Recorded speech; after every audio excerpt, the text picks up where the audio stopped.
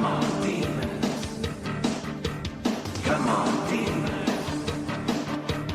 Come on, demons. Come on, come on, come on, come on, demons.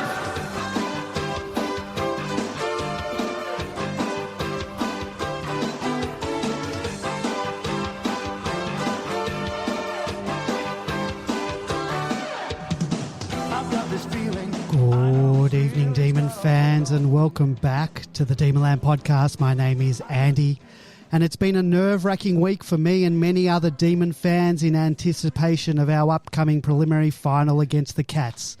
I was itching to take the field on the weekend, or at the very least, watch my team take the field during semi-finals week.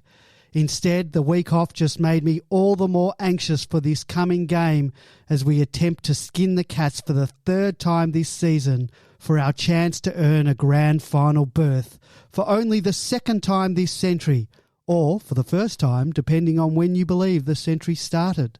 Joining me tonight, long-time Demonlander George. Good evening, George. Good evening, Andy. Good evening, Ben Man. Good evening, Demonlanders. And here we are again, only 3 days to go. So hopefully tonight we'll find out whether we are going to have more than 3 days beyond that. So let's find out. Yeah, I don't know if we're going to have the answers. We'd certainly, if it was up to us, we would have them. But it's not up to us, but we'll discuss everything we can about it, and hopefully we can maybe come to some conclusions. Also joining us tonight, B-Man. Good evening, B-Man. Good evening, Andy. Good evening, George, and good evening, Demonlanders. Exciting week, isn't it? A prelim final, and we're the best team in the AFL. And yeah, I could not be more pumped for Friday night. I'm pumped, but as I mentioned in the intro to the show, I've been so nervous this past week that I don't think the word nervous quite illustrates the anxiety that I'm feeling going into this preliminary final against the Cats. They're a team that has been the cause of so many past scars that I have on my footy psyche. There's the 186, all the recent close matches that we've fallen short.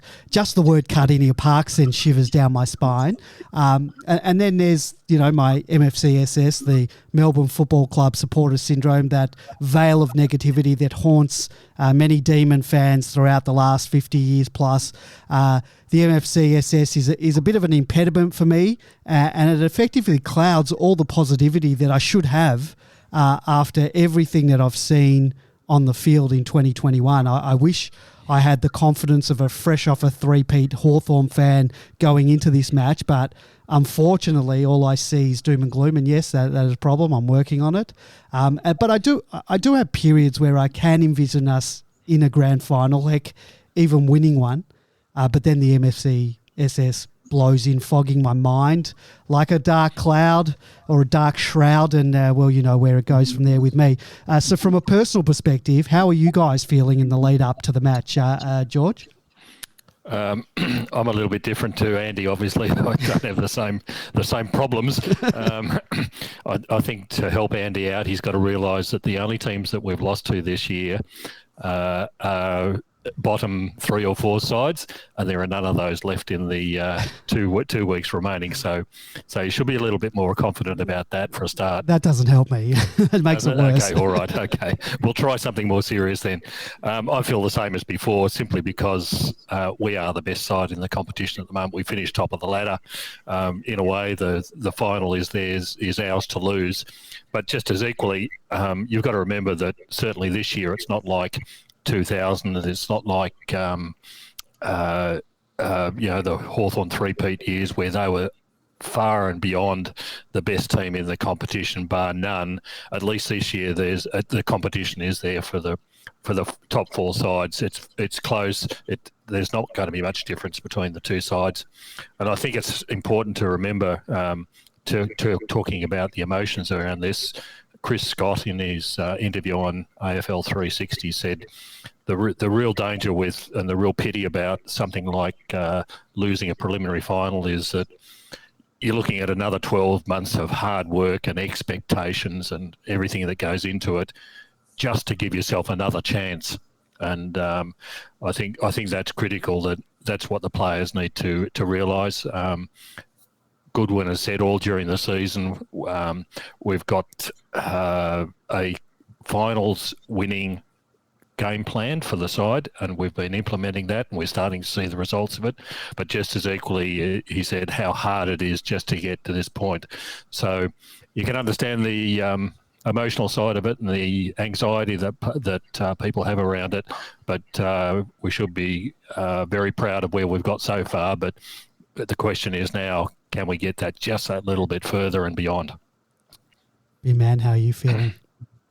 Look, I'm sure I'll be nervous on Friday, and I think I'm not quite sure about the narrative of it's ours to lose, and I'm sure the club aren't thinking that too. I'm not piling into you there, George, but it's we're deserved favourites going into this game. We're $1.50 with the bookies, which is remarkable. Which is if you play that, if you parlay that out into percentages, that's you play that game 100 times and we win 66 of them. So that means that they can win 34 of them. I think it's 64 or something.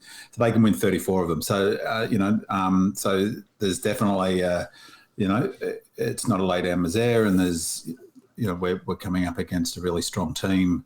The difference for me, though, I probably sort of in the last or all this year, I'd say I've been fairly confident right from the beginning of the year, saying these first 4 games are critical. And when we got on our roll, I've been confident all season, and but that's not my default position. I'm optimistic fans. I always think we've a good chance of winning, but that's in the years we've won 2-3 games a season. So that's the sort of my starting point to deal with the angst of barracking for the Dees. But if I compare this year, the sort of comparative years are obviously 2018. It was 2000, wasn't it? The previous one. What was our previous finals? 2006. 2006. If I compare them to even back to 87 and 88, in those periods when we're coming into finals in the 90s as well, there was never... I never went into any final series as a Melbourne fan with a huge degree of confidence that we would win a grand final. And that's simply because we were never the best side in any of those years. There's times when we've had a good shot at it, and but it's the feeling, just like 2018, we got on a roll like the Dogs had got on in 2016. So it was fresh in everyone's mind, particularly Melbourne fans. Maybe this was going to be our year. We had the momentum. We hit form at the right period of time. We had some tactical sort of advantages that we brought in that I thought caught teams on the hop. But of course, we come a cropper in the prelim. But it wasn't a shock. The performance was awful when you and I were both there, Andy. But it was it wasn't that unexpected to lose. They went on to win the flag West Coast that year. So no shame to get beaten by them over there. The difference is this year is exactly as George has just said. We're the best team in the AFL. We've got a system that will hold up. Everyone's playing their role. I guess I'm really confident that the team won't leave anything out there. They'll bring their intensity. If we do get beaten, which can definitely happen, I'm prepared for that sort of eventuality. Maybe it will be because the Cats play out of their skin, and perhaps we show some nerves. But I think they've been incredibly mature this season. We'll talk about it, but there's messaging coming out of the club has been so consistent. They're confident without being over the top. I think that I'm confident that if we play our best football, we'll win this game. The Cats will have to play an extraordinary game to beat us, is my sense. And I've never come into a final series feeling that, or particularly a prelim. I can't recall ever. I'm not sure about you fellas, but I can never recall any of that time since I've barracked for the Dees where we've made a prelim, which is not very often, with this sense of confidence, and certainly not $1.50 favourite. No, because we've always been the underdog. which just for my own personal, I guess the MFCSS part of me likes being the underdog, because that gives me the out if we lose, that, oh, well, we weren't expected to win. That's why I think I'm so nervous now, because we've got that weight of expectation on us. And I hate it when people are saying, oh, my mates, oh, it's Melbourne's to lose, because they're piling on added pressure onto me that I don't need, I don't want. And I'm hoping the club, the players, aren't getting that on them. And you're hopefully being in the hub, they're a bit insulated from all of that. But then again, with social media and all that these days, things are, the world's a lot closer, even though they're so far away. So yeah, that weight of expectation for me is probably making me a little bit nervous, being the favourite rather than being that underdog, because that does give you a bit of an out when you don't win. I mean, as George said, when you're feeling that way, I think the record speaks for itself. I mean, we've won most of our big games this season when we've been, when our back's been against the wall and we've had to win games. We've, the Brisbane game, obviously, the Geelong game around 23, the Anzac Day game, we were down the first game against the Doggies.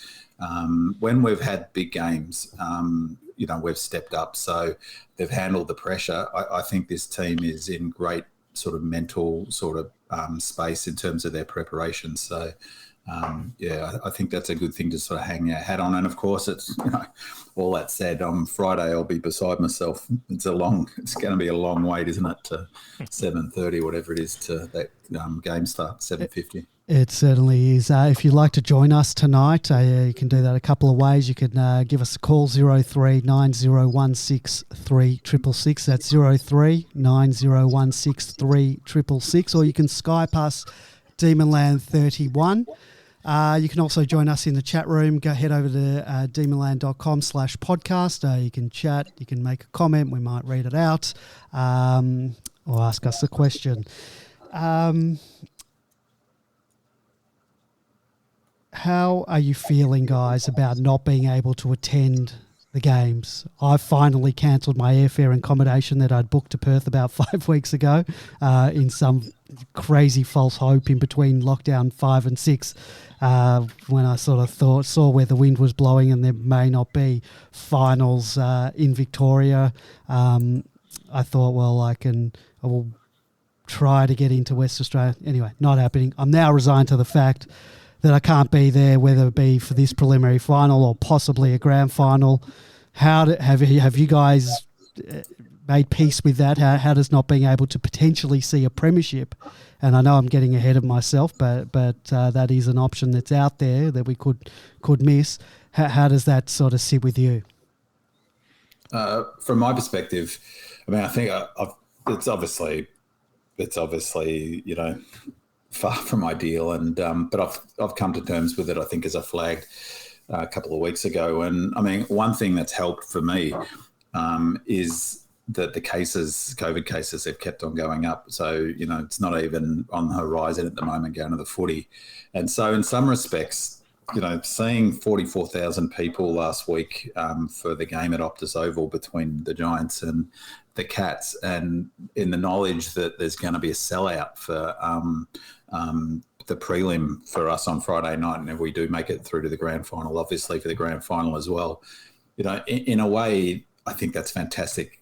Obviously I'd love to go. It's heartbreaking not being able to, but there's bigger fish to fry in that space, I guess, and we'll get another shot at it. I feel completely confident about that we'll be there and thereabouts in around the grand final conversation for the next 4 or 5 years. So, next year could be even better for it. But I've been thinking actually the last few days, watching the stuff from out of Western Australia, reading on Demonland, the WA fans getting tickets and the energy. I've been really loving that stuff. And, I'm thrilled for those people who, Dees fans who live in Western Australia. Good on them. That's fantastic. And the fact that this game, and if we do make it through the grand final, is going to be played, on a fantastic stadium in front of a full crowd, which just wouldn't have happened here. I think it's, leaving aside my own personal disappointment and Dees fans here and long-suffering Dees fans like you and I and George and, all the posters on Demonland and whatnot, it's really the stage that the team deserve. They deserve a big stage full crowd. And I've been increasingly thinking as it sort of COVID is impacting the country more and more, is that it's remarkable that they're going to have that opportunity. We've got a caller on the line. Caller, who am I talking to? Welcome to the podcast. Hello, good evening. This is Demon Trucker. I've changed my name. I think I'm going to change my attitude. Been suspended quite a few times. I'm the Rodney Gritter of Demonland, I think. But anyway, what a great year we've had. And I reckon Melbourne's had a great year this year because all the whipping boys have had great years. All the whipping boys. Who are the whipping boys? Spargo, Neil Bullen. They're the whipping boys. They've all had good years. They're all the players that everybody wrote off. Spargo, slow, too short, can't kick more than 2 meters. And he actually kicked a long goal the other night, and I think he's done that quite a few times. So he's proven that he can kick long, and he actually is quick. I don't think he's slow at all. And so all the whipping boys have done well. Oh, and Jack Viney, I think he's come back. Since he's come back from his foot, I think he's become more measured with his disposals inside 50, and he's actually hit targets inside 50 at least a couple of times a game, where I don't think he used to do that. So that's another whipping boy it's improved his inside 50 count, kicking it inside 50. And Brayshaw's been pretty good on the wing there. He's made it his own. He's another whipping boy that gets quite a bit of whipping, but he's done his bit for the team. So I have to agree. I might let you go there, Demon Trucker. Are you driving at the moment? Because I can hear a lot of wind in the background. Yes, that's why I'm the Demon Trucker. I drive to and fro from Adelaide to Melbourne. I was really thinking hard of staying in Adelaide this weekend and quarantining there for 2 weeks, and then so I could go to the grand final. But I have to keep on working. But anyway, so fair enough. That's my call. So good. Yeah, good night then, and go Dees. Go Dees, no problem. Thank you, Demon Trucker. Thanks, Demon Trucker. Sounded like he was in a wind tunnel there. And of course, he wasn't driving and talking to us. No, well, you can. He was if he's hands free. That's all right, as long as he's doing it safely. George, I might ask you, how are you feeling not being able to go? I think all my feelings are the same as Bin Man's and yours and every other Demon fan here sitting in Melbourne. We're all resigned to the reality of the situation at the moment. There is absolutely nothing like going to the MCG in September, and the excitement of it and the crowd noise. We saw a little bit of it in 2018 when the G was full of Melbourne supporters, and to miss out on that wonderful experience this year is hard to take. But I'm also in the same boat as Bin Man. I think we will have more than a number of opportunities over the coming years as well to actually be there when something very special is happening. So at the moment, we're glad that we can sit and watch it, and let's hope that we are watching something special take place for us. And I was thinking that there's a lot of cart and horses here. And, if we were to go through and win a grand final, and looking forward to next year when we're getting up to, I guess 80% nationally, and in Victoria double dosed, all of that stuff. When we can, we'll be able to go back to the footy hopefully next year. Unless there's something sort of massive curveball, but of course that can happen. Is that it would be great for the club to do something like put on an event at a cinema or something and replay it, and maybe that's an opportunity to get that sort of energy, and then. I think that sort of it might make next season even more sort of special in a way. So I think the other practical thing, apart from those feelings, is as I've said a number of times over the last few weeks, the cards have fallen our way very well. We've had a lot of luck, and I think there's you could put forward an argument if we were to go through and win the flag this year. when the sort of history books are written on this, there might be an argument to say that we wouldn't have won it if it was in Melbourne. Because of the intensity and the pressure. And I mean, as George notes, in 2018, Melbourne was going nuts. I mean, the town Melbourne was going nuts for Melbourne. You know, it was 80,000, 90,000 people at that Geelong and Hawthorn game. It was bananas, wasn't it? So, you know, that might have been hard for the players to cope with all of that sort of, you know, that sort of fugazi. So, yeah, who knows? So, and what about you, Andy? What's your sense of it? In terms of whether I've made peace with it or not. Yeah, no, I have. I mean, obviously, there's nothing we can do. I can't change the situation, the COVID situation. I've actually really enjoyed watching the games on TV. I've got a bit of a routine. I watch it by myself. I prepare myself a little meal for the start of the game, and I've just got a little that little routine that I now do every week. So the other week, my brother-in-law, who's a Geelong supporter, he said, "Oh, why don't you come over and watch it?" I said, "Well, first of all, we're not allowed to do that, but no, I'm not changing anything." Any routine, and least of all going and watching it with a couple of Geelong supporters. I think that would be the worst thing, despite the fact not being, against health advice. No, not happening. It's funny you should say that, because I've actually also come to terms with not watching it with my best mates who are Melbourne fans, so whilst that, you know, that will be strange for me, I'll watch the game on Friday by myself, and I'll probably, to be honest, you know, I'll watch the grand final if we were to get through to it, asterisk, by myself as well. So, you know, I think that I've got used to watching it by myself, and and quite enjoy it. I like going to the footy by myself too, for the same reason. So.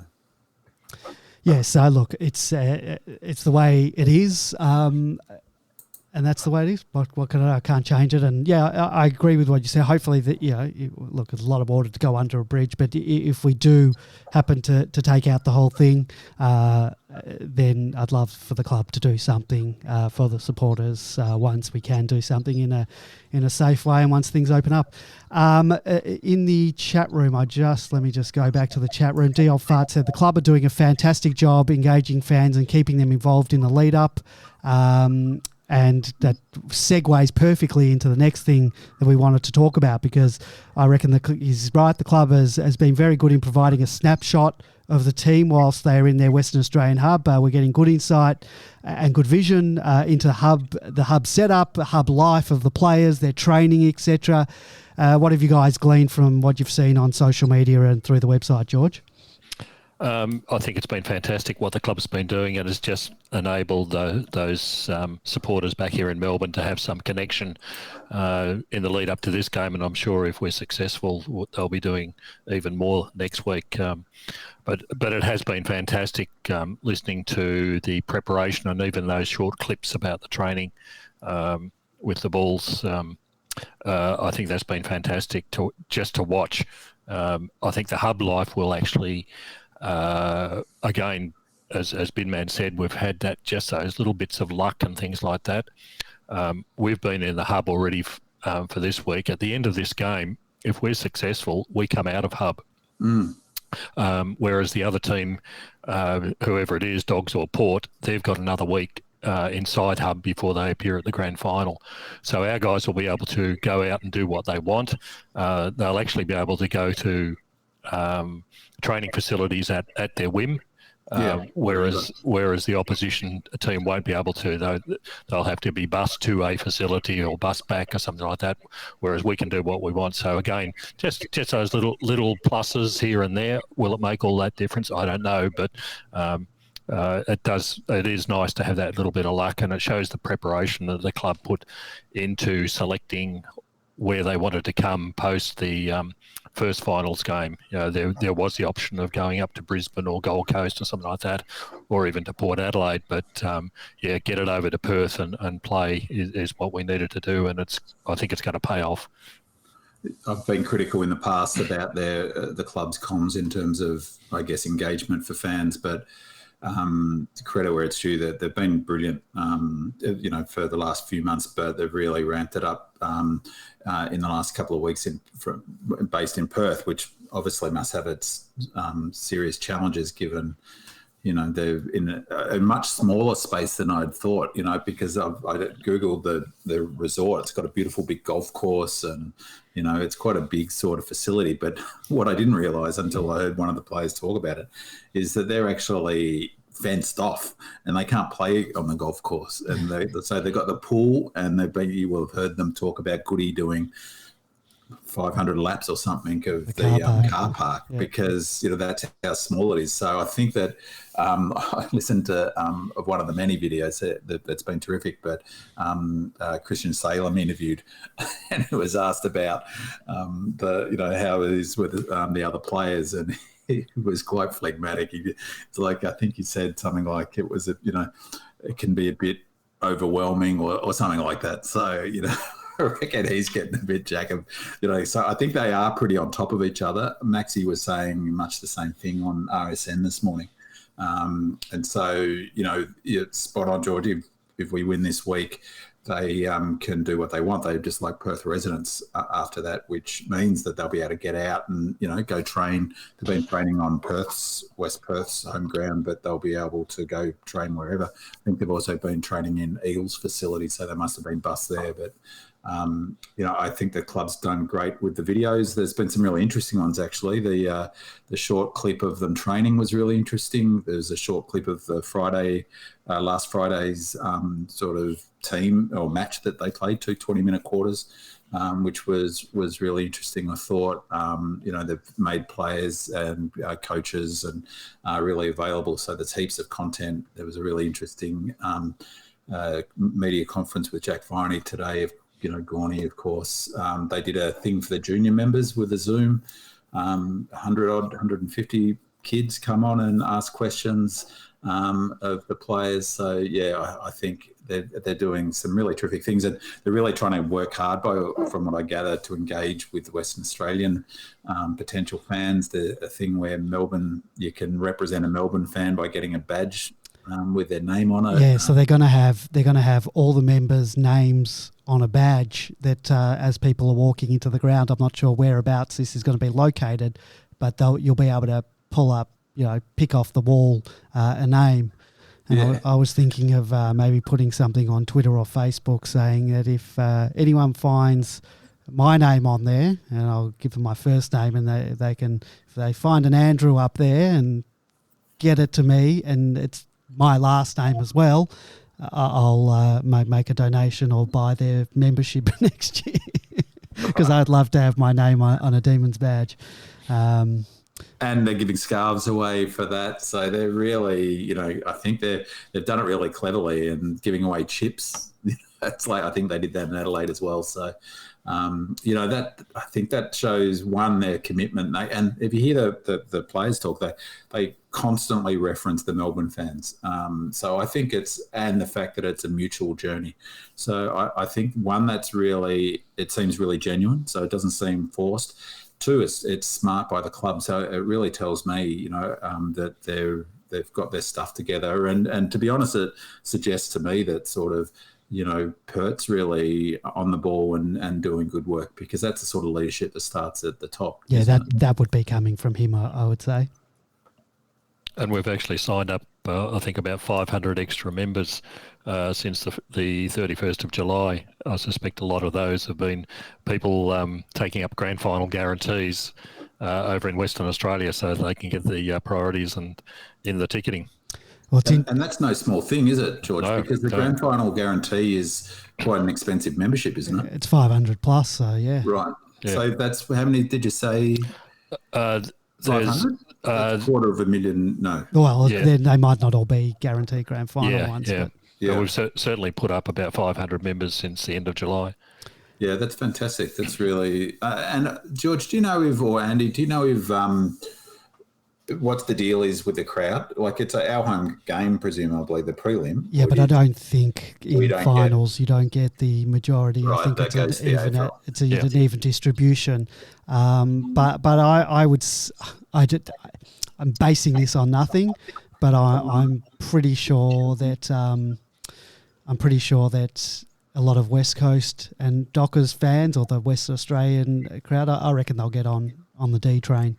Yeah, the detail. Well, the other interesting thing, and it's a great bit of synergy, is that Joondalup is West Perth, and West Perth are the Demons. They've got the same theme song. It's the same club song, blue and red as well. There's an obvious synergy there. So I heard or read the president of the Joondalup Footy Club or West Perth maybe saying, "Yeah, we're on board. We're on board the D train."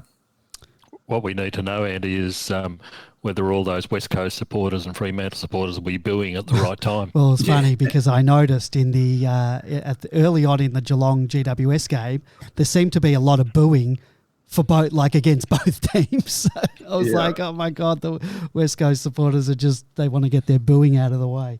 But I don't want to insult West Coast supporters because I want them to be on our back. And that's a bit what I mean about the fact that there's going to be a big crowd. Even better than last year in terms of Brisbane. And, I think, leaving our disappointment aside of not seeing it, isn't it great for the players to know that they're playing in a big game on Friday night in front of a sold out 60,000 people who will be going, who are going along because they obviously huge footy fans over there for it to sell out. But, it's been great reading on Demonland, the thread in Melbourne about this game, about how many people are saying, I'm here, I've got my 12 Freo Dockers and West Coast fans coming along with me, and they're going to be Dees for the night. And obviously there's Dees fans over there that post regularly on Demonland, and that's fantastic. I'm in a WhatsApp group with Dees supporters that I sort of went to school with, and friends and friends of friends and stuff like that.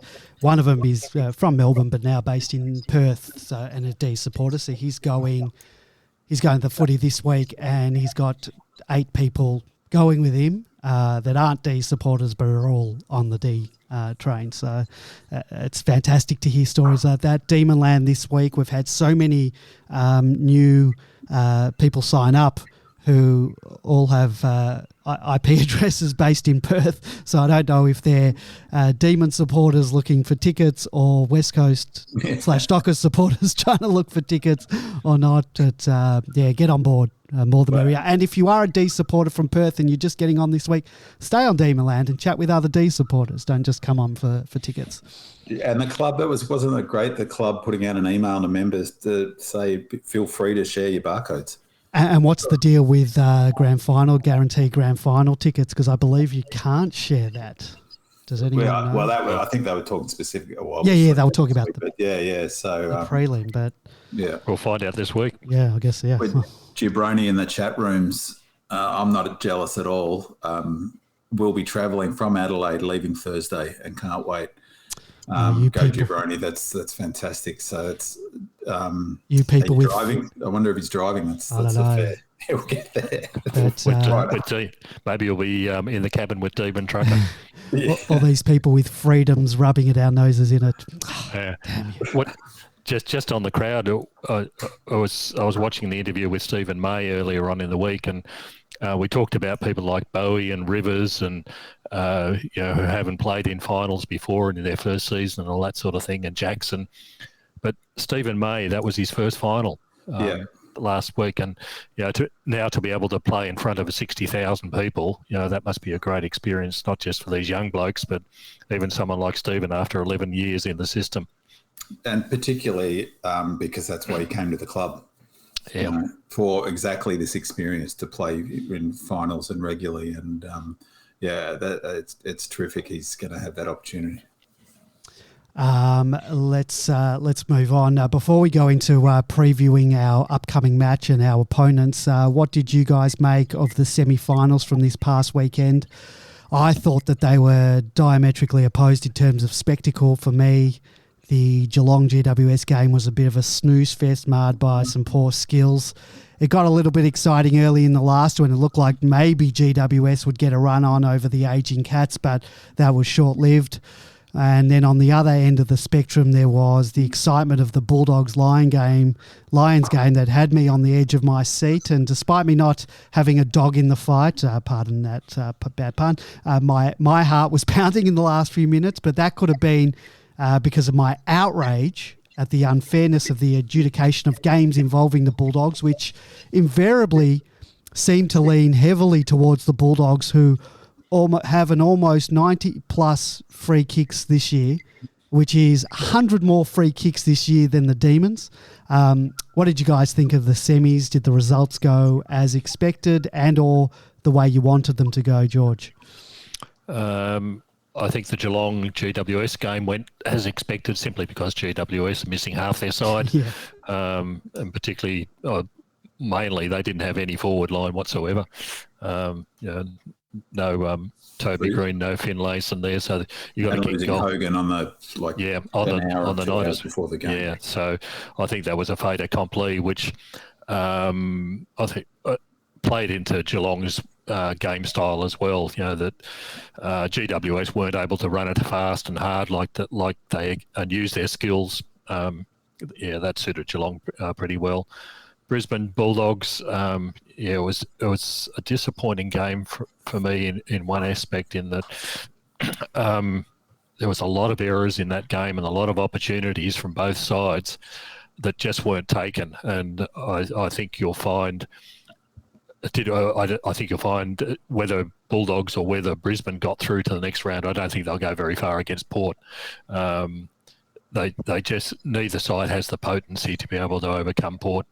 The Dogs were very, very lucky. There was some appalling tactical moves by Brisbane, particularly in the last minute. I simply cannot understand. For example, there was 30 seconds to go. There was the throw in from the boundary in Brisbane. We've seen that for us. Yeah, we've seen it for us. Exactly the same circumstances against Adelaide. McInerney at least hit the ball forward and he hit it straight into Caleb Daniel's arms, and Caleb Daniel did not have a single player standing on him. All it needed was one Brisbane player to just knock the ball over the back and it would have gone through the points. Different result for the game. I don't think either of those two sides will go very far at all. And I think Geelong was lucky to come up against a very injured GWS. It was an average game, that one, wasn't it? Yeah. And it was interesting seeing, that they sort of radically are coming in. He's got pumped up for 5 possession games. But Davis came in for Hogan, and Davis looked like he'd barely amateur level in terms of his mobility. I mean, he's not been playing, and he's not been injured, has he? No, I think he got injured about 4 or 5 rounds ago. Yeah, right. But he just didn't look. No. I hate to say this, but he didn't look AFL standard. He couldn't, he looked liability. And I guess it's a function of really. I mean, I thought they were incredible this year, Giants. I really admired the way they went about this season. But as soon as they had no chance anyway. That's sort of the record of qualifying finals losers is overwhelming. So even from that perspective, Geelong were raging favourites for that. I did have a dog in the fight in the other game, Andy. I had a pretty solid bet on Brisbane Lions to make that line, and they should have easily made that line. They threw that game away. If I was a Lions fan, I'd be furious. Leaving aside the umpiring decisions, their inside 50 entries were horrible. And there was some, in addition to George's point about, why wasn't someone on Daniels who did proceed to get given a deliberate against him off that exact play, I think. Leaving that aside, a couple of shots at goal by Zorko were really, really selfish bits of footy and stupid too. Like he took, both times he should have centred the ball when he was going for the points or going for glory. And there was another strange bit where I'm not sure. Neil should have immediately given the ball and run away from the scene to Cameron when that out of on the full was there. And Cameron he eats them for breakfast. Those ones around the body from 40 metres out on the boundary line. And I thought that was pretty poor as well. But the umpiring was appalling, and because I did have the bet on it, I was attuned to every error. And the one in the middle, when the Dogs player dragged it in, that was holding the ball every day of the week. And that was a critical, again, just like we talked about a number of times through this season, that non-decision, and he was right there. That I always forget that umpire's name, the blonde fella. It was Williamson, gutless decision that was so there, and they would have kicked it long inside their 50. And it came only 2 minutes or 90 seconds after Neil had been given a free kick against him, standing up. He stood up with the ball. It's like unbelievable. What Neil had no other options. His other option was to bang it out and get a deliberate free kick. Yeah, that was remarkable, and that's the one I think. I remember George, when we last got really upset about this from the Adelaide game, when was it the same? He wasn't in that day, was it? The one with he didn't pay the out of the deliberate. I can't remember that one. Sorry, I can't remember. As you pointed out at that time, George, you've got to have the courage to make that call. That's it's right there. I don't care how many I really dislike this notion that they put away the whistle. That just drives me spare. If the free kick is there, you pay the free kick. That's what your job is. And again, I don't blame the umpires. I blame the AFL for not investing in this. But that simply had to be a free kick. And it was critical that it wasn't. And then there was a free kick that English ended up getting, which they drove forward to get the goal that put them ahead. Yeah, when they claimed McInerney blocked him in the ruck, it was the ball up in the middle. I've heard one of the commentators saying that was there, but no, geez, that was a rough decision, I thought. Yeah, McInerney stopped in his tracks because the ball was over his head. Yeah, the other thing about the Lions that I'd be furious at, I'd just be totally white with anger, is Danaher. He was appalling. He was appalling. Like his efforts for a must-win game. I saw some footage of him, I think maybe on the couch, and his lack of intensity at the contest and not bringing the ball to ground. He wouldn't get a game at the Melbourne Footy Club. There's not a chance. He'd be in our team. And I'm amazed. I guess they had to play him. I'm amazed a coach like Fagan, who's so focused on the contest, picks him each week. Well, they've got no forwards left. McStay's out, Hipwood's out. He's been picked all season though, and he was hopeless against Melbourne as well. He's hung his hat, and he's got a free pass all year because they keep banging on how he's kicked a goal in every game this year, with the exception of the Melbourne game. And it was, I think, Darcy commentating that game. He's just hopeless. And he's on the board of the Bulldogs. Yeah, but he was saying how Danaher's, one of his strengths was how he gets up and down the ground. He's not fit. He's not AFL fit. So I'd be really – that was a bad loss by Brisbane. Again, the qualifying final loser has got a brilliant record in a semi. And they should, at home – they should have won that game. They had the chance to put them away in that third quarter. They had all the momentum. They just wasted their inside 50. I think they had 12 more inside 50s or something. I think they had more than that, but yeah, it was something around there. That was a game they should have won. And now they've lost Neil. God, what a few days for the Brisbane Footy Club, huh? Yeah. It is. Let's focus on the Cats. Let's go over to our opposition. Cats, their strengths and weaknesses, and was there anything that can be taken out of their match against the Giants when sort of looking at those strengths and weaknesses? Big man, you're going to take the Cats. Yeah, there's sort of a contradiction for me, the Cats, in terms of their strengths and their weaknesses are so close for me. And, I think they're just focusing on their strengths is that they've got excellent footballers right through. I think that Dangerfield's a star, Selwood's a star. Leaving aside that they're closer to the end of their career than the beginning of their career. Hawkins is a star. Cameron's a star. What's the big mid 23? I forget his name. He's a brilliant kick. Tui's a star. They've got good kicks, good solid footballers, and you credit where it's due. They're regardless of the fact their finals record isn't great in the last 10 years, their ability to get to finals is really amazing in the modern era. How successful they've been under Scott. I think that, their strength is in the contest. Those sort of older players, whilst they might run out of legs a little bit, that might be, again, that's sort of how close their weaknesses and strengths are together. In finals and pressure moments, the ability to keep in the tackle and to walk through tackles and to not be brought down and to be able to move the ball out of the contest is a huge benefit and I think a huge factor in why they're so successful when they're home and away, because they come up against teams that they can't control. They've got a game plan that they know very well, so that's a strength.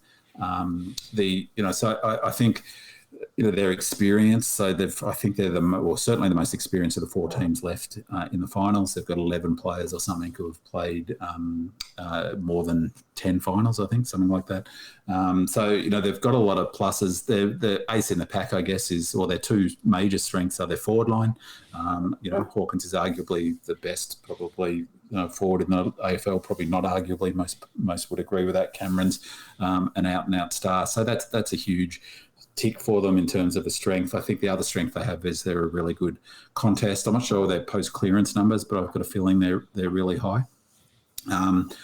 One of the other strengths they're often talked about is their the fact that they're good defensively. And so I had a look at their numbers, and they average 63 points against, so that it's not far off us. So from a defensive perspective, that's that would back that up. But if you dig a bit deeper, it's actually, I was really surprised, is that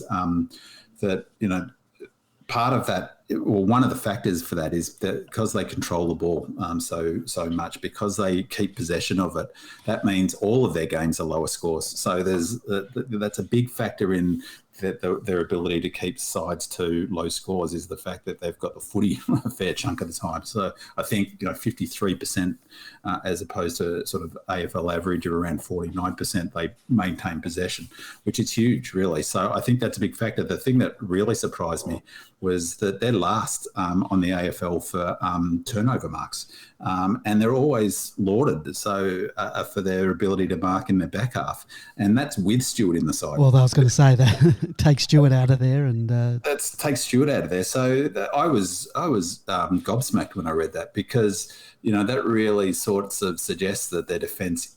2 things: their defence isn't as good as the numbers 63 average against would indicate, and 2, it means that they don't rebound from the back half, and so they're 15th or 16th in the AFL in scores from rebounding from their back 50, and it means they struggle to transition the ball. So that's a huge. That's what I mean. That sort of balance between strengths and weakness, and I think that's a huge weakness for them.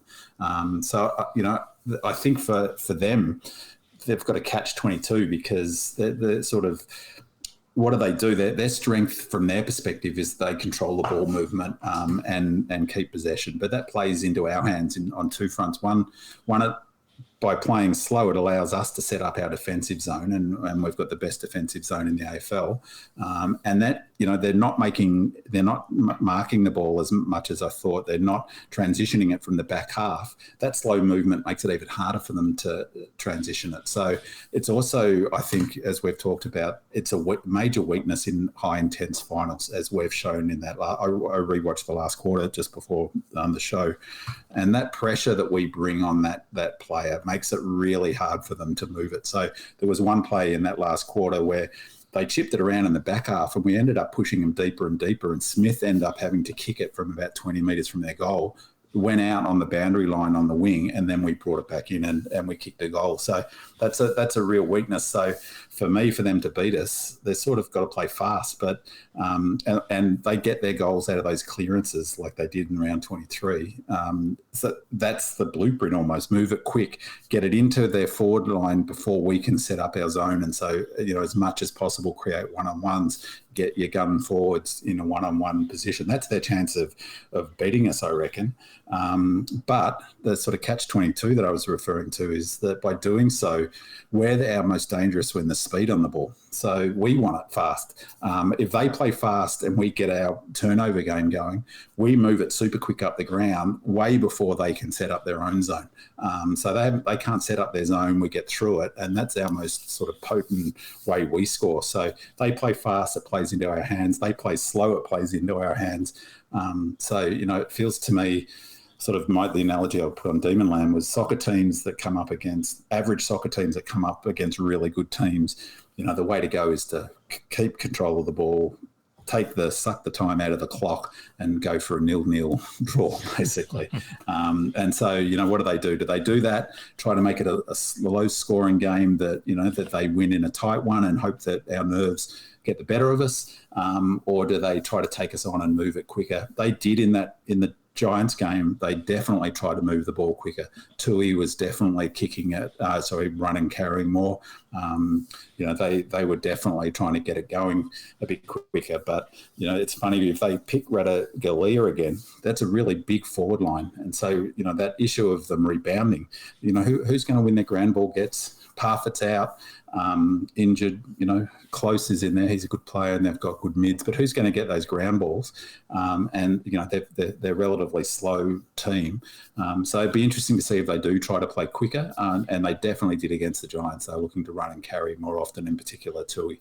I think those strengths and weaknesses are very similar. Just as a general thing, I think that of all of the teams in the AFL, of the top 6 teams, they're the team that our game plan sets up best against, because that slow play, just as I said, it creates a catch-22. The team that sort of most worries me is sort of when they're on is the Bulldogs, because we don't have quite the same answer for it tactically, but our model is kryptonite to their model. What about the age of the Cats? When talking about the age of Geelong, I did a quick deep dive on the age column of the player profiles, and not surprisingly, it leans heavily on the 30-plus side of the ledger. If Sean Higgins comes in to replace Parfitt this week, they'll be playing with 11 players over the age of 30. They got 11 over 30, 3 29-year-olds, a 28-year-old and a 27-year-old. Nearly three-quarters of their list, or their team, that's currently playing, is over 27 years of age. And I guess that can be a bit of a double-edged sword with experience over the ageing legs late in the game if we're playing a running game. How do you see their age as on the weakness strength spectrum? I think it's another example of what I mean about how the strengths and weaknesses are so aligned in some respects, because that experience is definitely something that they've got in their back pocket over us. Though it's interesting, if you hear the discussion from their players being interviewed, and Scott, they're overplaying that hand a bit, I reckon. It slightly, maybe I'm reading a bit too much into it, but it feels to me that it actually demonstrates their nervousness. I think that, I've got a good mate who's a Geelong fan, and he reckons Melbourne's we're the ones under pressure because of the weight of history and all of that. I'm saying to him, look, I reckon, where does this leave the Cats? If they lose this game, where does that leave their model? Where does this leave the list? So exactly as I say, they've got an ageing list. Duncan's a star. He's an absolute star. So, so's Selwood, so's Dangerfield. They've got some excellent players, but they're all post-30.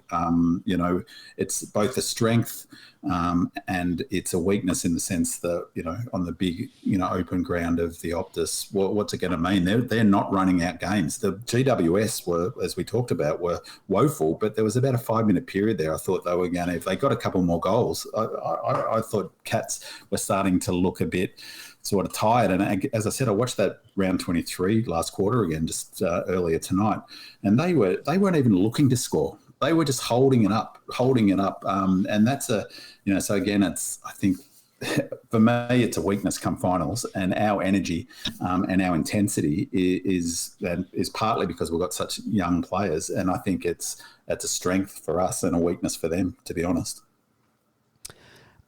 George, you've taken a look at. Before that, we do have a caller on the line. Caller, I think we've got Terence. Terence, how you going? I'm doing fine, Andy, and you? Oh, great, thank you. How are your nerves leading into this preliminary final? Not too bad. I'm keeping them in check. I think I said last time we were talking that I'm just delighted that we're in the finals, and for me, I'm trying to work on the basis of let's just see how far we can go. I mean, we have a fantastic team and we have a fantastic future. So sure, I mean, I want us to win this year, but I'm just going to be keen to see how well we go. I had a couple of questions for the guys, and if the connection's okay, I'd like to stay on to just hear the answer this time. Sure. So please forgive me. I was listening earlier today to some commentators. I can't remember whether it was from earlier on in the week with Bartel or more recently when they were talking to Max, but there was some commentary around the way to beat Melbourne is to do what GWS did earlier on in the year, and also Hawthorn. Now, the part that I've been racking my brains for the last couple of minutes to try and remember is what it was about the GWS game and the Hawthorn game that basically was our undoing. So I don't know whether the three of you remember what it was with those two games and how you would respond. I do remember, Terence. And how you going, Terence? I'm doing well. We have sunshine. I mean, we have sunshine, which is just so good, guys. I mean, Belgium is like Melbourne, 4 seasons in one day. So the fact that we've got sunshine today, and I'm listening to you guys speak, nothing could be better. Fantastic. I heard that. I think I heard that it was Bartel on yesterday, perhaps. I think they were talking about GWS brought an extra to the stoppage, and we didn't match it. And one of those players was Whitfield. And Hawks did something similar. They brought an extra to the stoppage and we didn't match it. I actually heard Rocket Eade say that was potentially a tactical weakness for us.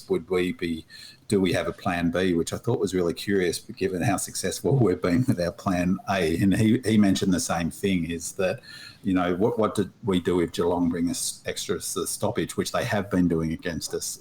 So I'm not sure if he was aware of that. But that was the suggestion that both Hawthorn and Giants did that, and they also moved the ball by hand, so sort of came into our forward line through chains, and sort of the suggestion against GWS was that brought our defenders up to them, forced them up to them. But for me, from my perspective, both of those games were in that period when we were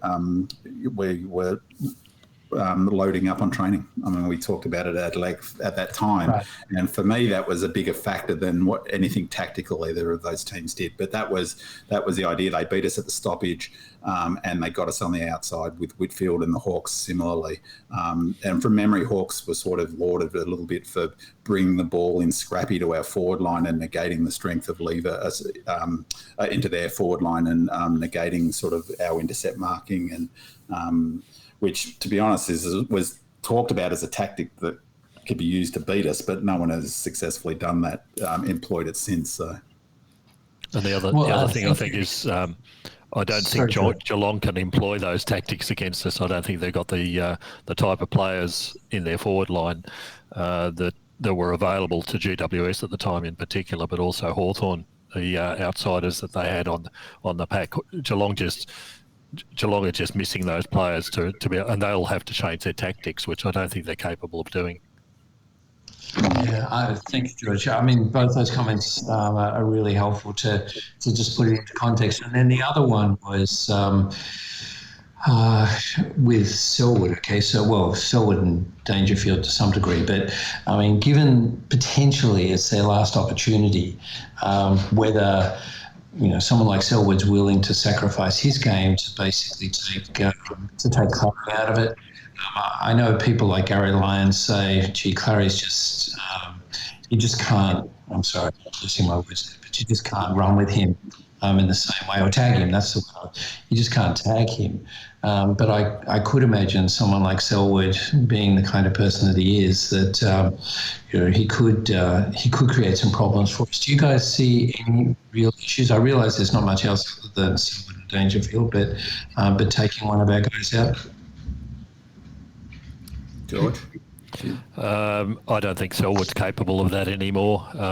And 2 years, or at least 12 months ago, but certainly 2 years ago, we were talking about Clary not responding well to tags. He can handle tags very easily these days. He still gets 30 plus possessions, and there's more and more damaging every week. I agree, George. And the other thing, I heard a commentator saying that about, could they use Selwood defensively? And for me, if they did that, it's a tacit admission that he's well past his best. That'd be like saying, it's Selwood and Dangerfield versus Petrarca and Oliver. Do you think that Melbourne are going to use either Petrarca and Oliver to tag an opposition player? No. What does that say? They're gun midfielders. He looked, I thought, pretty slow in the GWS game. Selwood, he's a fantastic player. He's a star. What an incredible record. He's just broken the Cats games record, and he's an inspirational leader. But he's lost that pace, hasn't he? And he's lost his ability to explode from out the front of stoppages the way both Petrarca and Oliver are. And I heard tonight Tomlinson on Fox, and he called them an old something or other. He sort of quickly caught himself, but he was trying to pay a compliment, but it was a backhanded compliment in the sense that basically they're both two old buggers against our two young bulls. The other thing, I think I was a little disappointed in the game with Geelong on last Friday, was it, when Selwood was highlighted in a particular incident, and he was clearly throwing the ball, which I think he did about 3 or 4 times, but it was really obvious in the vision, and I was just surprised that none of the commentators picked that up. So I guess he's not allowed to do anything wrong. So that's just a statement. And then I was just going to finish by saying, I know that you guys in Australia are really frustrated that you're not able to get to the game, but this is fantastic for me, being overseas and nowhere near being able to get to the game. So I really appreciate this. So although you can't get to the game, at least think of it in the context of for all of the Demons diaspora around the world. You guys are just manna from heaven, so thank you. Thank you, Terence. We appreciate it. Hopefully you can call back next week and celebrate with us in the next 2 weeks. I like the sound of the Demon Diaspora. That's a good name for a record, I reckon. It is. George, you've taken a look at the Demons. Where do our strengths and weaknesses lie? I'll just add some comments to what Binman was saying about Geelong, and I think I utterly agree with him. Their strengths are also their weaknesses, and they've built up a game plan which is around those strengths of reliable, predictable entries into their target big forwards. But they're unable to change that. I think they will, and that game plan is based around Cardinia Park. And I think the fact that while they've been in 11 of the past 15 preliminary finals, they've lost 9 of them. As soon as they move on to the bigger grounds, when you need more run, those old legs just don't do what they used to do. So I think they'll really struggle from that perspective, and I don't think they've got any opportunity, and they wouldn't be able to change their game plan that they've used successfully for the last 15 years just for this game, and they'll need to be able to beat us. Our strengths are exactly what we've been saying all season. We've got 5 All-Australian players on that side. They've only got 3, and while those 3 are great players in their own right, we've just got more of them. the match will be very closely fought, as it has been and highlighted. I think there's been some clips about 4 games decided by kicks after the final siren in the last 4 years or something like that. They've always been very close, and that's because we've got highly talented teams. They're both top 4 teams. You're going to expect that. There's not going to be a blowout in this game. It'll be a real knock 'em down, drag 'em out sort of game. When you look through the side, everybody matches up so well on someone else. You look at the Hawkins and Camerons for Geelong, and then you look at the Lever and Mays and Petties that we've got at the other end of the ground. Tui's down there, and that loss of Stewart will be critical to them, because I think they're going to run out of players down the back to be able to. If T-Mac plays a good game, I think they will really struggle down there. They've brought in Radicalea, and guess what they've done? They're putting him up the forward line. As Bin Man said, I don't know that's the right sort of decision. It makes them really slow up there. But when you look around the whole ground, there's matchups all round which are pretty much even. Even in the rucks to a certain extent. The wings are evenly matched. The mids are evenly matched with great players on both sides. But when I looked around at it, I thought, do they have anyone who can match up on Pickett and Fritsch? They're obviously going to put on someone like Buse and Kolajasny, but neither of them are in the same ballpark. And I think what we might find is that Pickett will absolutely excel in this game, because they just don't have anybody who's capable of going with him at all in the side. I think the other big loss to them is Parfitt, more than what people realise. Parfitt's in number 4 after Selwood, Dangerfield and Guthrie. Parfitt comes in this number 4 to be able to relieve, so that Dangerfield can move down forward and hopefully kick a goal or something like that. But he's also their relief. Who do they bring in next? Well, they've got to move a Duncan or a Menengola in there, but that means they've got to steal from somewhere else to be able to do it. Likewise in the rucks, when Stanley goes off, they're going to have to pull Radicalea up forward, into the rucking contests. So that leaves them short again in terms of talent up the forward line, although Radicalea didn't do anything, although he's pretty massive and pretty formidable in his own right if he starts getting his hand on the ball. But I think they're going to be in the situation with Stewart missing, with Parfitt missing, that they're just going to be robbing Peter to pay Paul. And we're in the exact opposite situation. We've got 4 or 5 or 6 players who are knocking the door down, trying to get into the side, because we've got basically a full list to choose from. So our fast ball movement will absolutely kill them.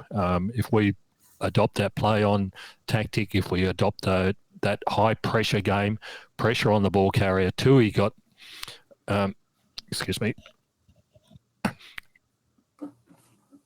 Tui got an easy game last week because he was able to waltz out of the back line. Yeah. He won't get that opportunity this week to deliver the ball up the ground like he was. And as soon as you start denying them that chance of moving the ball slowly, methodically and consistently up the wings to get it into their forward line, they really struggle. And like Bin Man said, their stats aren't good when they have to start kicking the ball sideways across the ground.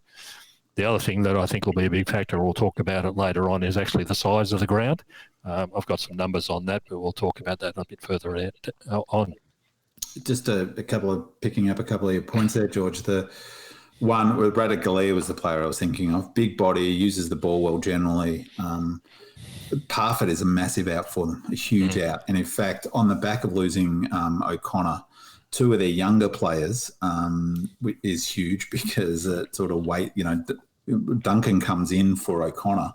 That's not a good sort of swap in terms of age profile. He was a big out. He's also a player that they can tag. They haven't really got another tag outside O'Connor. So even if they do want to tag one of our mids, who's going to do that job?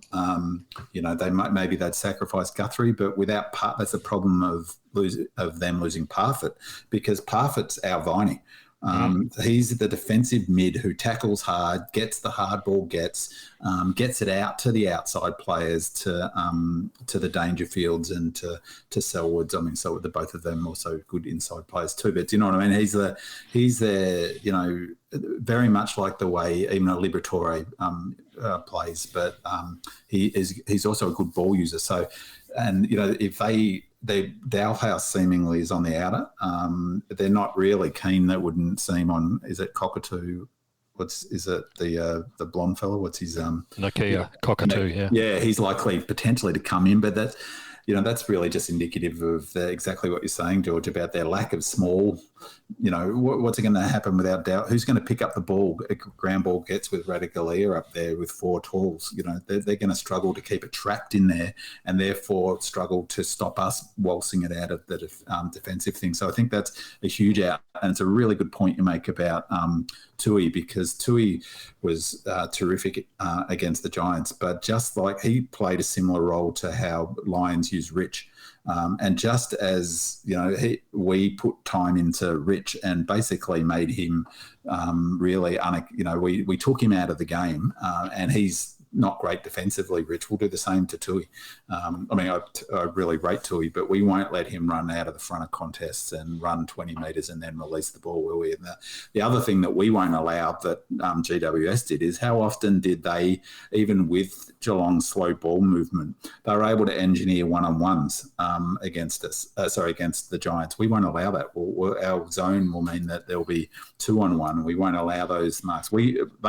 It's interesting statistically, I think they're 3rd or 4th in the AFL in terms of marks inside 50, and we're miles ahead of anyone else in terms of the numbers that we give up. Like, we give up fewer by a huge factor. I forget what the number is in terms. So, you know, those, again, our strength negates, you know, their strength. It works super well. So, you know, I think that their challenge is scoring enough to beat us, really. I think Quinton Narkle was the player. Yeah, Quinton Narkle is who I'm thinking, yeah. And I was just thinking that who needs the confidence of coming off a three-peat Hawthorn supporter when I have you guys to listen to? Listening to you guys, we're going to win this by 10 goals. I'm pumped. Well, that was the other thing I was going to say, George, is actually I beg to differ. I think we'll win this comfortably. I think we'll jump out. We'll look to spread early like we did against Brisbane. We'll really try to exploit the size of the ground, which we're about to talk about. And I think we started doing that against Brisbane, and we'll do it again. And we'll look to make them chase and run, and we'll be up in their grill. I can see this game going very similar to the way the Brisbane game. We get a decent lead at halftime and we hold it like we've done all season. I really feel that sort of confident that that's how this game's going to go. All things, you know, I take your point entirely. They do match up super well, and I've been really guilty all season of underrating them. So perhaps there's that as well. I just think we're like a loaded spring, and you know, we've had the 2 weeks. They've had to travel. They've had to go to Perth. They've had a tough, you know, a few weeks. They've had that extra game. They've lost Parfitt now, who, as you say, George, I don't think people outside of Geelong fans probably understand how important he is to their game plan and how they play. He's a starting midfielder for them. Yeah, but he's arguably more important than Selwood, yeah. I think. Selwood's a talisman in the sense that he's super important, but his numbers have dropped off a cliff. He got 15 possessions last week in total playing in the middle. Yeah, and in the game against us, I mean, I know we got a head knock in the round 23. There's never been more bullshit talked about a game of footy, and he did nothing in that last quarter. So just because he can't. He's run out of gas. I heard Malthouse say about, in an interview with Uze, he said, well, you know, how do you think what happened in that last quarter when you got dominated for 3 quarters? And Uze, who I love him, he's a super cool dude, I reckon. And he sort of quietly said, well, no, we didn't get dominated. That's like, we had periods of domination and they had a small period of domination, I think is what he said. But that's what I mean. It's like this sort of revisionist. That was a bad game for Geelong. And it's viewed as, well, they were up by 44 points. It's used as evidence of how close we are. And in fact, I think that game reads super badly for them. But, all that said, I think they're clever enough. And the other ace in their thing, Scott's an excellent coach. He's a tactically really smart coach. So he'll find some tricks to sort of limit some of our strengths, obviously. I might, of course, well be wrong, and it'll be a tight game. So we've just got to take our chances. We early on in that game, I think we dominated round 23. We dominated the inside 50s early on, but just weren't able to get those goals. And certainly, we do our best in missing set shots. So we've just got to take our chances. That's exactly right, Andy. If we kicked those early goals, we would have been 4 or 5 goals up at quarter time in that last match, and it wouldn't have been a comeback possibility. So, but that's been the story for us all season. Hit the scoreboard early, hit it straight, and the opposition can't get back to us. Yeah, and that again in that round 23 game is that their accuracy was insane in that game. Like they were at half time, I think it was, I forget, they'd only kicked 4 points at half time. Next week against Port, those numbers were the complete opposite, and then they were down. So that, I think that was a bad game for them. And for all their talk about didn't matter, we were always going to go to Adelaide anyway. Well, it ended up they ran into Port and had to play an extra game on their path to play us. So. I think we had on the thing was just the changes that have happened since the last time we played them, but we've basically talked about who's come in and who's come out. So let's move on to the match being played at Optus Stadium. We've only played there the one time this year, only a couple of weeks back against the Eagles. We had a commanding lead there before the lightning struck, and then they sort of came back. But the Cats have played there last week against the Giants, and they played there in round 18 against the Dockers, where they had a win. We know the Cats play their narrow turf in Geelong really well. Who gets the advantage of the wide open spaces of Optus Stadium? George, you said you had some stats on that, so I'll let you take that first. Yeah, well, this is going to turn into a mathematical section, so we're back to school now, people. Get your protractors out, everyone. Yep. Okay, Optus Stadium is 165 metres by 130. Geelong is 170, so it's fractionally longer, by 116, but more importantly is the 116. Optus Stadium is 14 metres wider than what Geelong is, which is incredible. So now for the maths, the area of an ellipse, A times B times pi, it gives Optus Stadium as having 67,300 square metres and Geelong 61,900 square metres. In other words, 5,300 square metres difference, or about 9%. And most of that, of course, is down the wings. And we talked about Geelong's game style before. It is absolutely designed around Cardinia Park, that they can afford to play that the way that they do because there's limited amount of space down the sides. Now, we can exploit that. We have. You'll see the wingers come into the game a lot more than what we've seen in the last couple of weeks. We play it brilliantly, particularly Langdon, where with that extra 14 metres or 7 metres on either side, that's just open space for us. We move the ball much more efficiently than what they do. They depend on the short kick, another short kick. So I think Optus Stadium will absolutely suit us down to a T. It's almost identical to the MCG. But yeah, it's certainly not identical to Geelong. Ben, man, anything you want to add to the stadium and how that's advantageous to us? Oh, just that Petracca is a fantastic footballer, isn't he? I 100% agree with George. And what I was saying in round 23 ahead of that game is that the smaller ground, our comparative advantage is how brilliant our zone is. And we've talked about it all season. And part of its brilliance is the way it moves across the ground, and teams can't switch against us. If you go back to think about the Bulldogs game that we played last year, I can't recall where it was, Carrara, I think, where they just defeated us by switching to the fat side and running it down that side. That's because we weren't fit enough and we hadn't had that zone worked out, or we did in fits and spurts. This year, they are unbelievably fit. And they're moving across that ground, and you see it all the time. It happens all the time, and now the commentators are repeating themselves so often. They look up, they can't go down the line because Max is there. So particularly Geelong will do this all day. They look to switch across the ground, and we're able to move across. And whilst it's a bit counterintuitive because you'd think on a big ground like Optus, that's harder for us to do. Well, we're so good at it that it gives us a massive comparative advantage against other teams, because when we do it, which I feel like we'll do it a bit more often than we have done. I think that tactically that's something that we did a little bit against Lions, and I expect us to do it again. When we do it, they can't get across, one, because they haven't got the leg speed, two, because it's not simple as just getting across. You need a system where everyone knows what they're doing.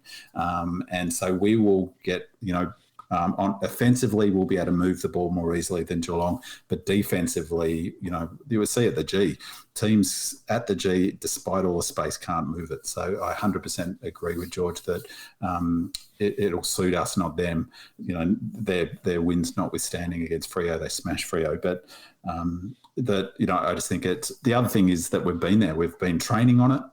We beat West Coast there recently. We've been there 2 weeks. I think we've trained on it twice since we've been in Perth. So they've allowed us to go. They were there today, I think. I saw some pictures of them there, or maybe it was yesterday.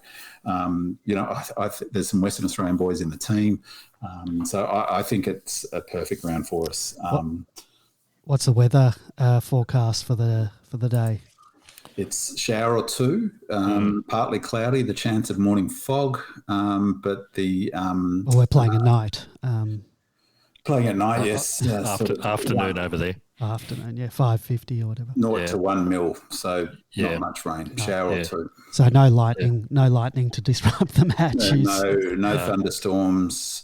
The sort of chance of showers most likely in the evening, which is annoying because when I read it this morning, because I've been reading that all week, it was most likely in the morning. So I don't know what they're doing over there. But light winds becoming southwesterly and becoming light during the evening, so perfect for footy.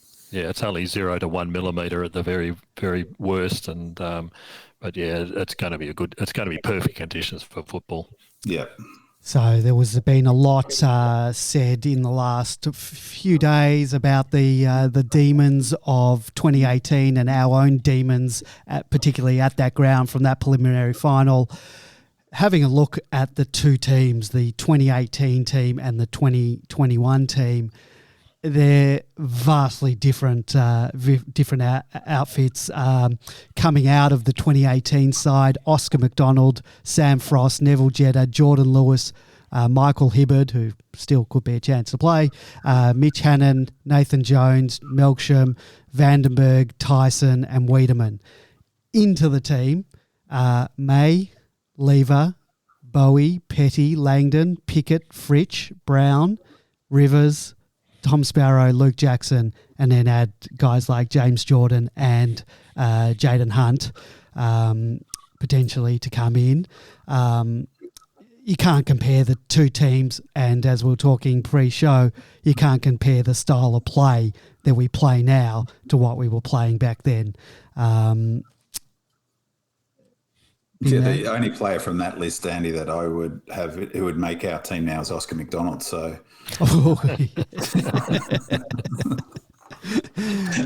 if you want to laugh, listen to Viney. He's interviewed. He did the press conference. He must have drawn the short straw because he didn't look particularly thrilled about doing the press conference today. And it looks like it's been done in the car park because you can hear noise in the background. And he was asked about the 2018 game. And he's quote unquote was something like, that it feels like another lifetime ago or a lifetime ago. And then he was asked about it again later in the interview, and he said, I probably shouldn't say this, but it makes no difference to me whatsoever. So, well, half the team is different. Half the team don't have those scars, weren't even there. Not even, let alone weren't in the team. Well, and I mean, as I said, you and I were both there, Andy. It felt like it was 30 degrees, it was boiling hot, Yeah. You know, they smashed us. It will be a pro Melbourne crowd on Friday night, I as we were think just so. saying, in perfect conditions, a full house, majority of whom want Melbourne to win. It's a different energy. It's interesting when you went through that list, Andy, that the back line, you've actually outlined a complete back line, back six, apart from Salem, probably. McDonald, Frost, Jetta, Lewis, Hibbard. Yeah. The ins are just as important, I think. Yeah. And then, an interesting historical thing is that, remember, the controversy for Fritter came out of that side, and he was playing on the halfback flank that year, wasn't he, in 2018, for Smith. yes, yeah. Well, he was actually, I think that was the year he played half the year or the beginning of the year in the back line, but I think by then he might have been in the forward line. I'm not too sure.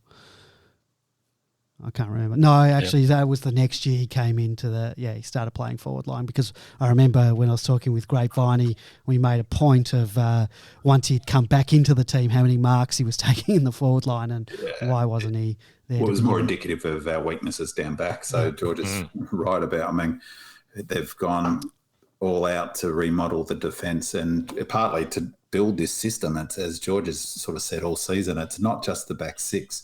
It's the entire team, but, you know, it's the mids and the wingers the system. It's Max Gawn having a backup ruckman who can come in where we're not, you know, your favourite saying, George, not robbing Peter to pay Paul, which we were doing back then whenever Max needed to chop out. We've got Luke Jackson there. The forward line's different. You know, got Ben Brown in the team now, Fritsch in the team, Cozzy in the team. The back line is completely remodelled. So there's no way you can compare the two. Plus, Oliver and Petrarca have taken their games to another stratosphere since then. So, and Geelong have got almost the same team that they had in 2018. They're just 2 years older now, or 3 years older. Yeah. Well, ins and outs. I don't know, but is Jaden Hunt ready? Someone in the chat room, I think, alluded to the fact that he might be ready to come back, but who comes out, barring any last-minute mystery injury of the week? Well, there was chat on the thread about this game that I can reveal there is an injury to a player in the 22 and therefore there will be a forced change. This is from Danny Z. It isn't a key player and won't change the balance greatly. So, and I'll just we'll preface that after the fact that the poster, according to you, Bim Man, does have a history of seeming to have some inside knowledge. This isn't just some random person posting something. Yeah, that's great mail. Yeah. And as I said before the show, my memory doesn't post much, but I can't recall any post, and it's posted for a long time actually, and hasn't got much wrong. So now I wonder, because we had that Channel 7 clickbait story a few days ago where they, at the top of the news, they sort of said, a shock injury to a Melbourne player, all that and more later in the show, and then had all of Demonland sort of having to watch the Channel 7 news for the entire time. Clickbait successful. And then it turns out they had some footage of Neil Bullen walking with, a bit of strapping around his calf. And I heard tonight on Fox Footy that he's fine. I before that bit of snippet, my feeling was that I was thinking that Hunt wouldn't get up, but apparently he trains super well, so he's in the frame.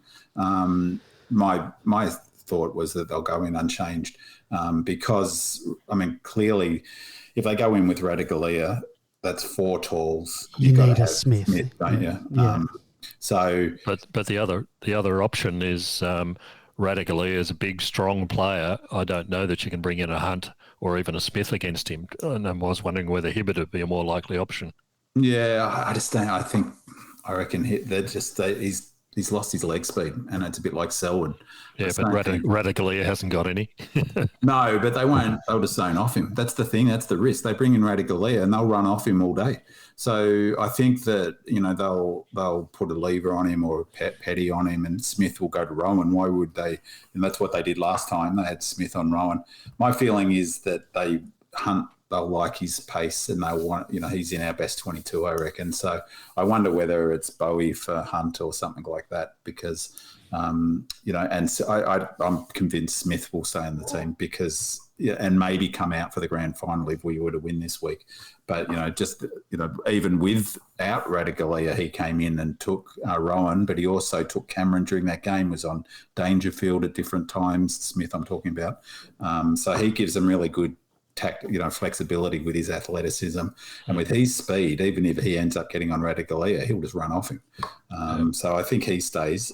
It's about whether they want to get Hunt back into the team, I suspect. Yeah, I agree with you there. I would be, if Hunt's just getting over the line at this point, I would be just saying, let's wait another week. We don't need him. We've got all the players that we need to keep in the side. I'd be very loath to drop Bowie at this stage. He has done nothing wrong, and his foot skills are far, far superior to someone like than Hunt. Yeah, and Smith, and I think that's critical in a game. I think I've said all along, and it's been repeated in this whole final series. The games come down to one or two just individual efforts or the ability to hit a player or not hit a player, and someone like Bowie in the side has been a great positive for us down the back line. He's Sailor Mark II, he is a young fella, though. I mean, he looked a little bit nervous in the. He found his feet, but in the Lions game, he looked a little bit, not too badly, to be honest. Yeah, just for the first quarter, and then after that he came, which was a great sign as well, that he overcome his fear or whatever it might have been, or his nervousness, and came back just strongly. So that's a good positive. I don't think he'll exhibit that again. No, and I totally agree. The ability to, both by hand and foot, actually, he makes really good decisions with these disposals generally. So I agree that so important. And we saw it in the Brisbane game, didn't we? How, they missed 3-4 easy targets that ended up being a major difference between winning and losing that game in that last quarter, and also in the third quarter when they didn't take their chances. Just in terms of selection, just sort of going back a bit to Demon Trucker's call earlier, I agree with him. Viney's been fantastic in the last 2-3 weeks, and I also agree with his assessment that he's been a lot more measured in really good decision making with his kicks inside 50, and part of that is he's kicking within his limitations. He's not trying to go long. He's making good decisions. I think, though, that just sort of his role in the team is so critical, that defensive mid, and that's, again, sort of going back to Parford and that issue.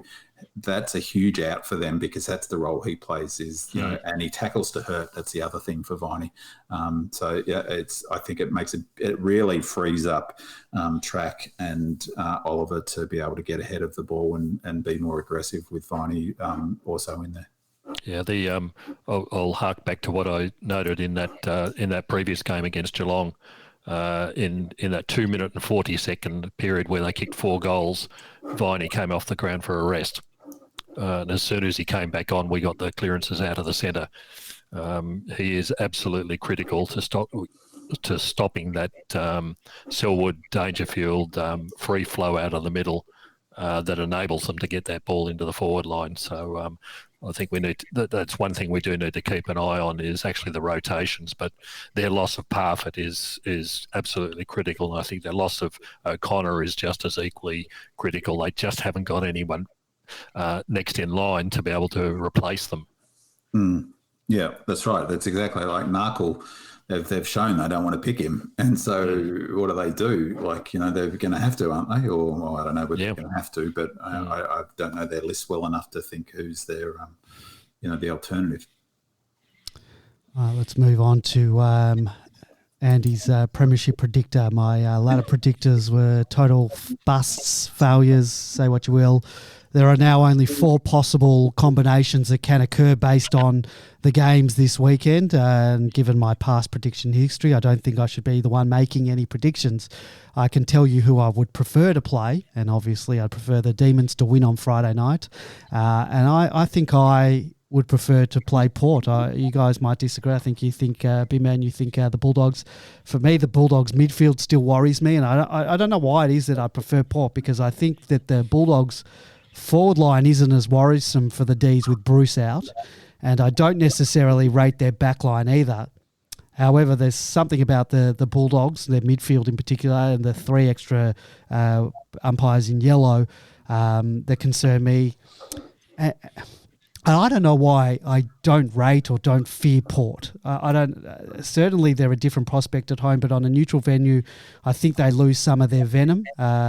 They were the team I was hoping would play in the first week of finals away from their home ground, so I don't see why that would change in my mind. They're the lesser of the 3 evils, and but that doesn't mean that if we win this week and they do too, that I won't be shitting myself about playing them in the grand final. But that's just my MFCSS kicking in. Who are we playing if we win? Well, I mean, Port deserved. As I said, we're $1.50, which is very, very short. They're $1.45 to win that game. It's incredible. I was trying to think back. I wondered when the last time there were 2 such lopsided prelim finals in terms of the expectations of who might win. Who's going to win? I know what you're talking about. The thing about the Bulldogs, Andy, the thing about the Bulldogs that worry me is what I was saying before, is that when they're on, they've got a sort of model that can obviously is a good model and that they're a good team, but that we don't necessarily match up that well against. That it's not so obvious like with Geelong, is like saying we're the kryptonite to the Geelong model. And I think a bit the same with Port. Having said all of that, if they happen to get through, if they happen to win this game, they've had a horror run with now injury. There's doubts on Bontempelli, so that's probably partly explains the $1.45. But they're down in Tassie at the moment, so they've gone to Queensland and Tassie. They've been all over the shop. Not that it bothers me too much, but they're in Tassie. They fly no. Yeah, so they were in Brisbane. They have to fly to Perth, and then to Adelaide, and then back to Perth. Yes, that's right. If they win, in case they win, so that's exactly right. But they were in Tassie before Brisbane. Yes, correct. So they flew from Tassie. They played down there, did they? They played in Tassie. They went to Brisbane. Went to Brisbane, over to Perth to hub over there somewhere for a week. Into Adelaide because that's zero, like that. There's no border. Then back to Perth if they win. Yeah. Or with having to play that extra game that because they finished 5th. And played a tough game this week. They would have had to have gone. Yeah. To be honest, if we win through to the final, you'd think all of that. If you had to choose, you'd probably choose them just because what an effort that would be to win a flag after all of that. But as George has said often enough, it doesn't matter. We'll beat who we play is what my feeling is. I just can't see the Dogs getting through. With their injuries, they just fell over the line against Brisbane when they shouldn't have.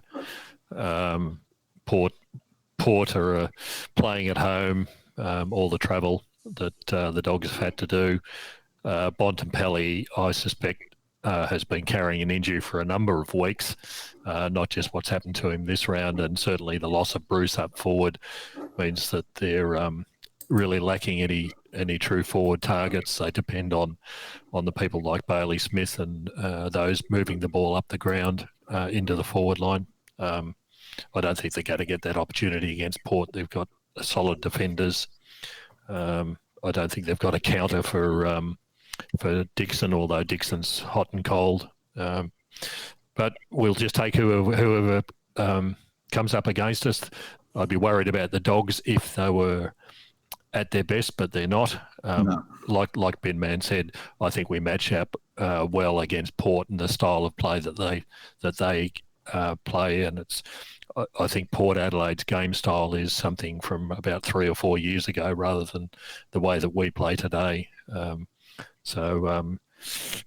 be interesting, but we've got to go over this week for a start off.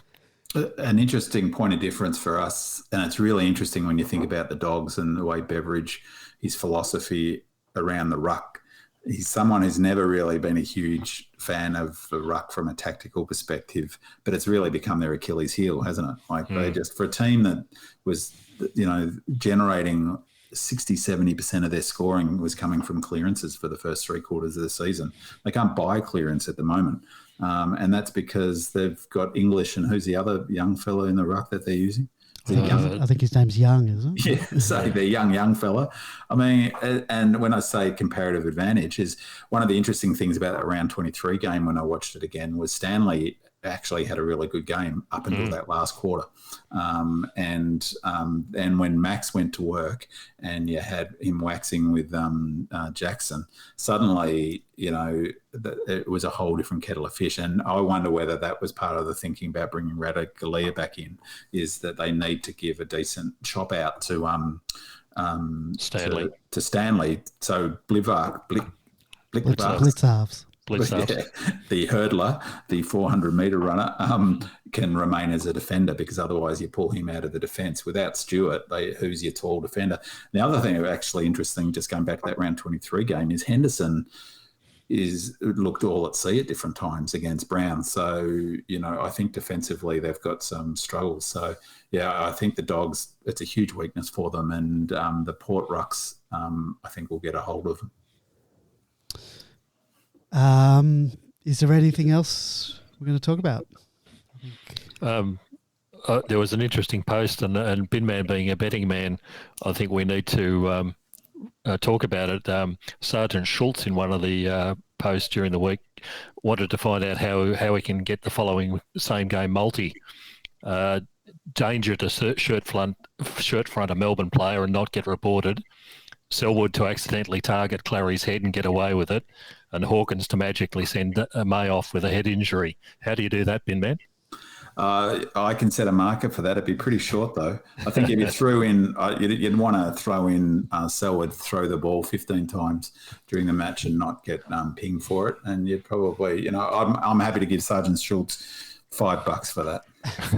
If he puts $100 on it, I'll give him $5. So I've got I've backed Melbourne to win the flag. I've backed Oliver to win the Brownlow. And I'm tempted to put on a Norm Smith bet, because now's the time, whilst there's still 4 teams in it, to get some value. And I can't think of it. Currently, you can get 12s, 11s and 12s around the various things for Oliver. He's got Norm Smith written all over him. In fact, I've seen his tattoo. He's got Norm Smith written all over him. So. Do you can you already bet for Norm Smith? Yeah, of course you can at the beginning of the season. Oh, geez. But, so he is again, cart, horse, water, bridge.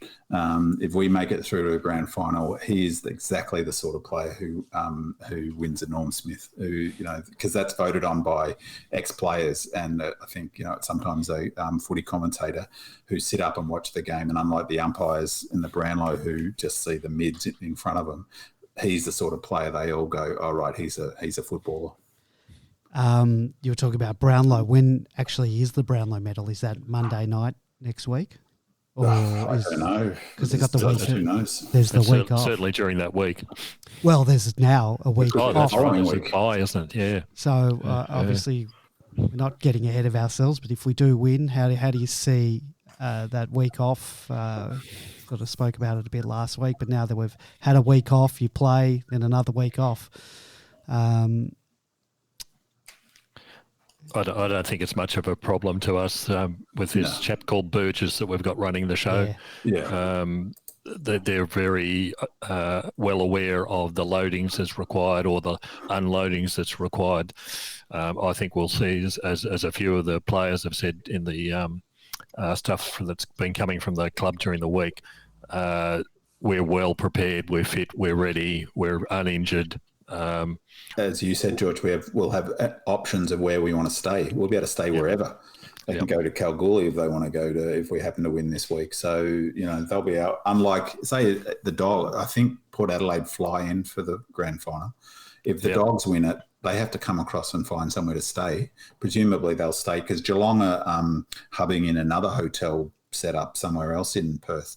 And presumably they'd swap with, if we win, the Dogs would swap with Geelong. But then we can go play golf at Joondalup. We can say Joondalup and the fences will come down and we can play golf or whatever. So I would assume that there's been a bit of talk about that and the impact. But, as you say, George, like Burgess is a gun. And so he's worked in elite sport with Liverpool where they're moving and travelling and doing all of those things all of the time.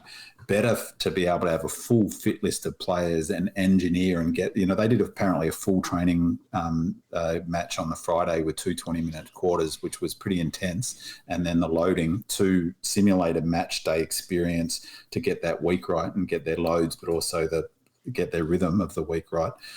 He'll do something similar. Better to have that than to be the Dogs flying all over the shop and not being able to manage it. So, being out of your control. So, I totally agree. I think that's where Burgess will earn his money should we be lucky enough to get to that stage.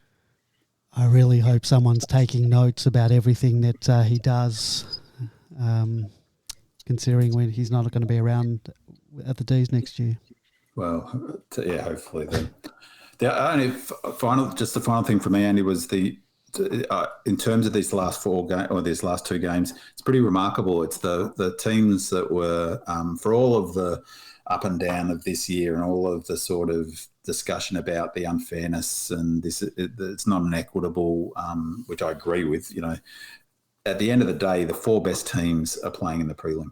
Again. So, it's really interesting in terms of that round. That was round 23 is being played again, isn't it? Yep. So the 4 teams who played in round 23 are playing 3 weeks later, which is incredible. And just the other thing, just in terms of your sort of discussion, Andy, at the top about, our feeling about missing the game. And I just wanted to thank you and all of the moderators for Demonland and, for all the work that you do and for Nasha, for George and for, as I say, for all the moderators, Whispering Jack, everyone who puts all that time and effort into it. Because I think for me, Demonland's been a huge, buffer against that sense of loss of not being able to see the D's at the G. So, kudos and big ups for all of that. No, our pleasure. Thank you, and thank you to all the contributors. Because without the people contributing, there is no Demonland. So thank you, and thank you to our listeners. Thank you, George. Thank you, Binman. Thank you, Terence. Thank you, Demon Trucker, for calling in. Not so angry anymore. No, he's not so angry. He has made me angry in the past, but we'll let bygones be bygones and keep trucking along. All right. Look, we will be back next week. I'm not sure if the Brownlow is on Monday night, then I guess we'll do this on a Tuesday night.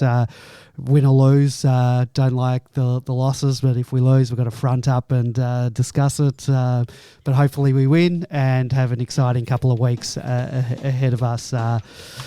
1 week at a time, though. Go Demons. Go Redlegs. Come on, demons. Come on, demons.